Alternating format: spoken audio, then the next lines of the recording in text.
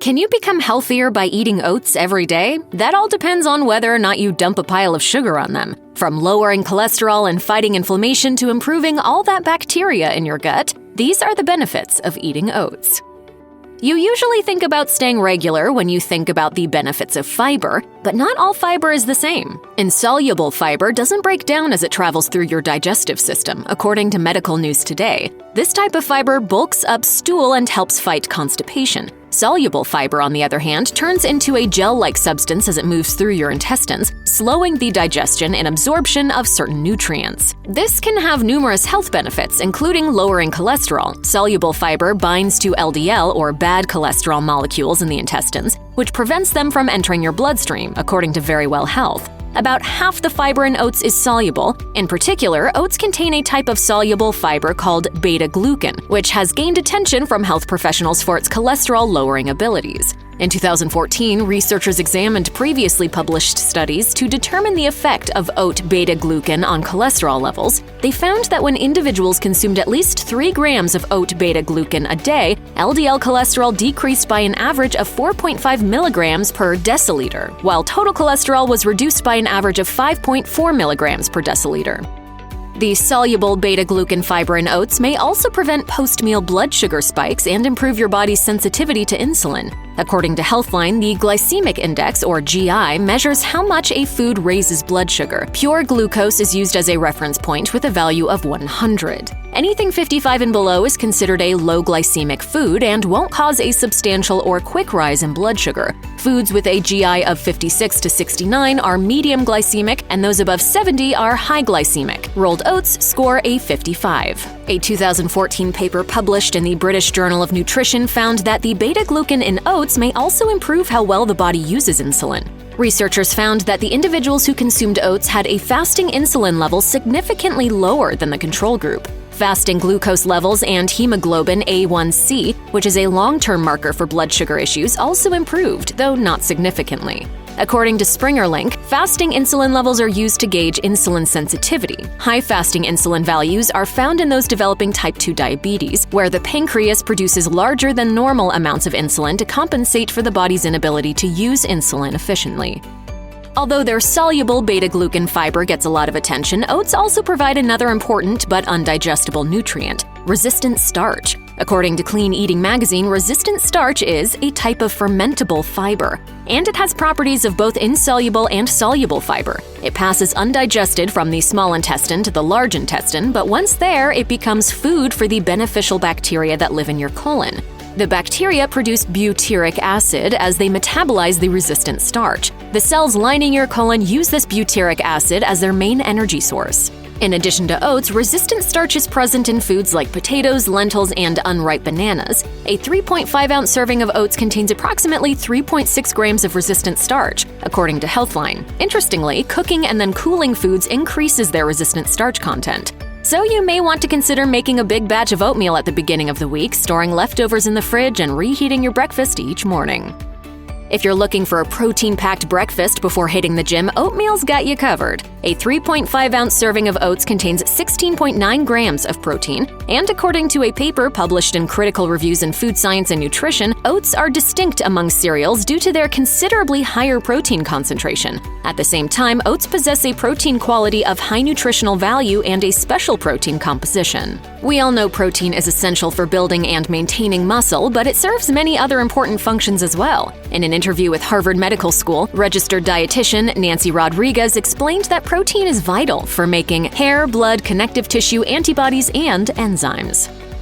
You may be able to skip your mid-morning snack if you regularly eat oats for breakfast. That's because oats are incredibly filling. In a study published in the European Journal of Clinical Nutrition, researchers gave participants 240-calorie servings of 38 common foods and then tracked how satiated each person felt. The researchers ranked the foods using white bread as a reference point. Oatmeal came in third and was calculated to be 209% more filling than white bread. In another study published in 2013, researchers compared oatmeal to ready-to-eat breakfast cereal. They found that compared to the cereal eaters, participants who consumed oatmeal felt fuller, had a greater reduction in hunger later on, and a lower desire to eat for up to 4 hours after consuming oats. What is on my face? It's oatmeal.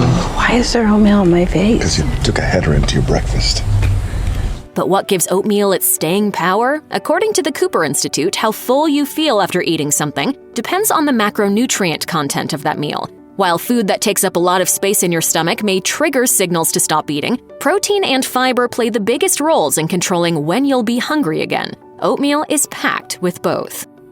Orange juice isn't the only breakfast staple that can strengthen your immune system. Oatmeal is an excellent source of zinc, which has many immune-boosting properties. A paper published in Molecular Medicine noted that in addition to having powerful antioxidant and anti-inflammatory properties, zinc is essential for many types of immune cells. It's necessary for the development and function of the cells that control your immune system, including neutrophils and natural killer cells. Zinc has been shown to reduce the frequency and length of lower respiratory tract infections, urinary tract infections, and gastrointestinal tract infections. Zinc deficiency negatively affects the growth and function of T cells and B cells, which are part of your adaptive immune response. It also hinders phagocytosis, the process by which immune cells eat harmful invaders and damaged cells. According to MyProtein, a half cup of oats contains 3.10 milligrams of zinc. The recommended dietary allowance, or RDA, for women is 8 milligrams, while the RDA for men is 11 milligrams. Research conducted by Oregon State University found that 11.7% of American adults don't get enough zinc.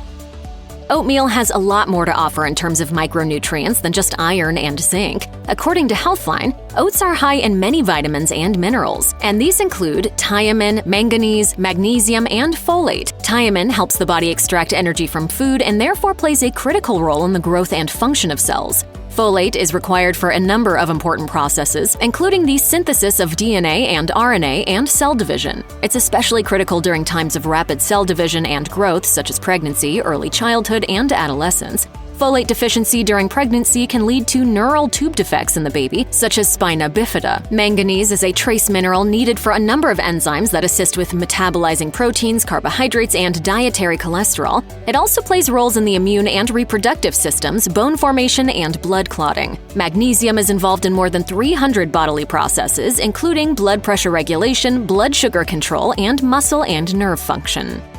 Oatmeal contains several powerful antioxidants, which are chemicals that protect the body against damage from free radicals. According to Live Science, free radicals are highly unstable atoms of oxygen that try to steal electrons from other molecules in the body. This destabilizes the molecules and creates a chain reaction that leads to damage throughout the body in a process known as oxidative damage or oxidative stress. Substances that produce free radicals can be found not only in fried food and alcohol, but also in the environment and air you breathe. And free radicals are created as the byproduct of natural chemical processes in the body. Antioxidants give free radicals the electrons they want without becoming destabilized themselves. In addition to serving as powerful antioxidants, oats also have anti-inflammatory properties. But you don't need to eat oats to get these benefits. Ever wonder why oatmeal is often used in masks and other skin treatments? As it turns out, when applied topically in concentrations as low as 1 part per billion of ananthramides, plant compounds found only in oats, can prevent inflammation and itchiness at a cellular level. Inflammation is not necessarily a bad thing that should always be avoided. As Harvard Medical School explained, acute inflammation occurs immediately after an injury and produces warmth, redness, swelling, and pain. Although unpleasant, this process brings white blood cells to the area, where they can begin the healing process. But if the inflammatory response becomes chronic, the body can get confused and begin attacking healthy tissue. Chronic low-grade inflammation is believed to cause or worsen a number of conditions, including heart disease and diabetes.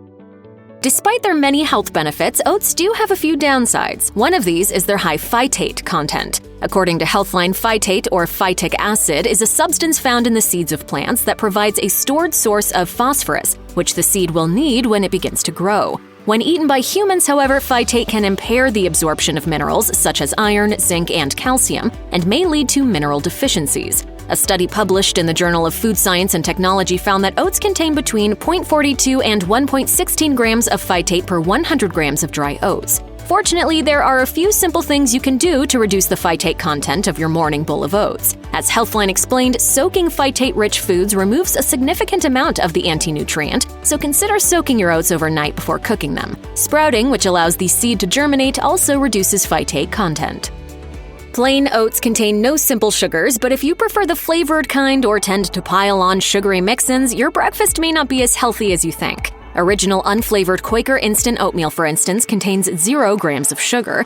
The apples and cinnamon flavor, however, packs in 8 grams of added sugar, while the maple and brown sugar variety comes with 12 grams of added sugar. Because of its link to obesity, cavities, and chronic illnesses like diabetes and heart disease, health professionals suggest limiting your intake of added sugar as much as possible. The 2015 to 2020 Dietary Guides for Americans recommends keeping added sugar consumption to no more than 10% of total calories. In a 2,000-calorie diet, that's 200 calories. The average American, however, consumes about 17 teaspoons per day. Some organizations suggest even stricter limits. For instance, the American Heart Association, or AHA, advises limiting the amount of added sugars you consume to no more than half of your daily discretionary calories allowance. The AHA considers this 100 calories, or roughly 6 teaspoons of sugar for women, and 150 calories, or approximately 9 teaspoons of sugar for men. Oats are innately gluten-free, so if you're avoiding gluten because you have celiac disease, a non-celiac gluten sensitivity, or a wheat allergy, you should technically be safe. But according to Healthline, oats are often contaminated with wheat, rye, or barley, all of which contain gluten. This contamination can occur when the seeds are planted, when the oats are harvested, or in the facility where they're processed. Cross-contaminated oats may contain as much as 10 times the amount of gluten needed to cause an adverse reaction in someone who's gluten intolerant. In addition, avenin, which is a protein in oats, has a very similar chemical structure to gluten, so it may cause a reaction in some sensitive individuals.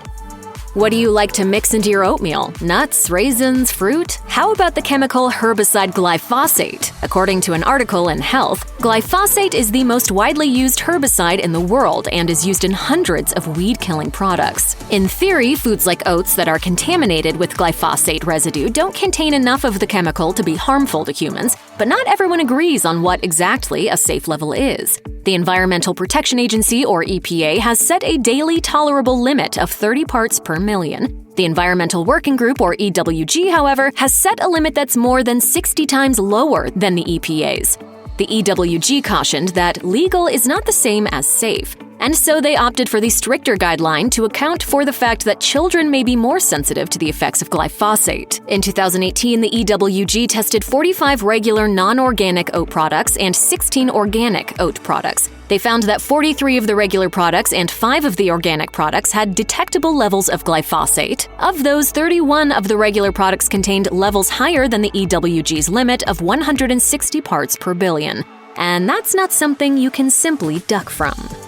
Check out one of our newest videos right here, plus even more Health Digest videos about the latest health and wellness news. Subscribe to our YouTube channel and hit the bell so you don't miss a single one.